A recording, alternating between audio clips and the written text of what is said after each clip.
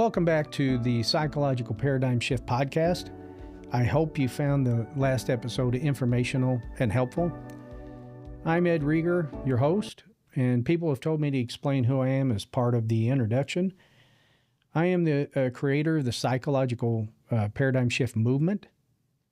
You can find the entire layout of the movement on my website, psychologicalparadigmshift.com. On the website, you'll learn what the mission of the movement is, the books I've written, the laws I am beginning to release, the podcast episodes, and you'll be able to follow my political activities when we launch. Always remember, I am only providing my personal opinions based on my experiences and education on psychological topics. We will be talking about mental illness in a very blunt, transparent manner. The topics may be disturbing to some, and it will never be my intent to hurt anyone, only to share my ideas and thoughts. Tonight we're going to cover smoking tobacco usage and the questions you may want to ask your potential partners. When dating or planning to marry someone who uses tobacco products, it may be a sign that this could be a major red flag for you. People who suffer from psychological issues may have begun using tobacco products very young. I began smoking when I was about 5, and I smoked until I was about 12. I learned to smoke from my mother, who would light one cigarette off another so she would never be without a cigarette. According to reports, Americans age 15 and up, 62.9 million use tobacco products. Globally, 1.18 billion people use tobacco products, according to the World Health Organization. Sorry about that. According to Tobacco Insider, in 2023, 7.6 billion packs of cigarettes were purchased by Americans. Now, the average cost of a pack of cigarettes is $10. The average smoker smokes a pack a day. That's $300 per month. And that's $3,600 a year. Smoking increases the cost of health insurance for the consumer who uses tobacco, and even the folks who do not. There are multiple long-term health issues that can arise from smoking: heart disease, lung disease, cancer. As smokers age and have more severe and chronic health issues, they will experience possible major income interruptions from medical conditions and lost wages. The average lifespan of a smoker is about 40 years old.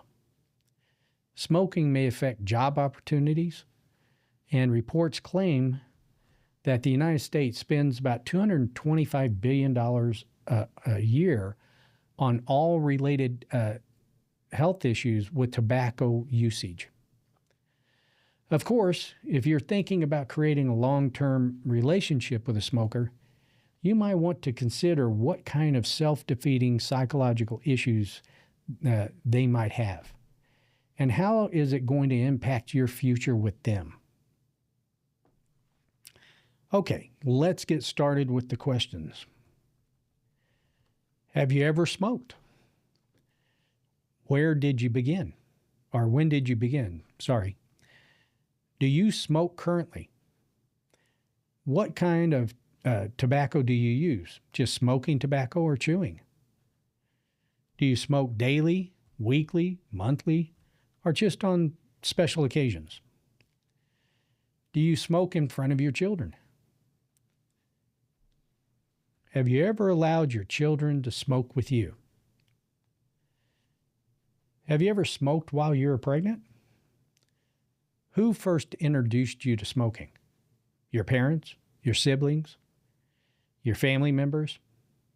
Or someone else?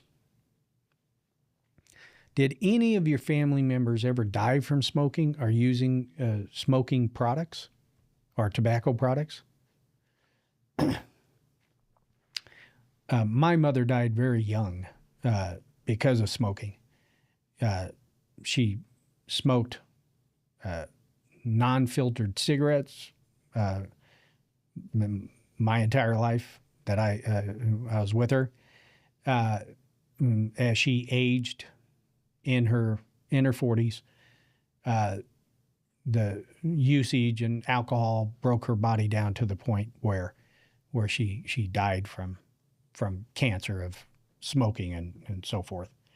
So all these facts are exact to what I've experienced. So, do you vape?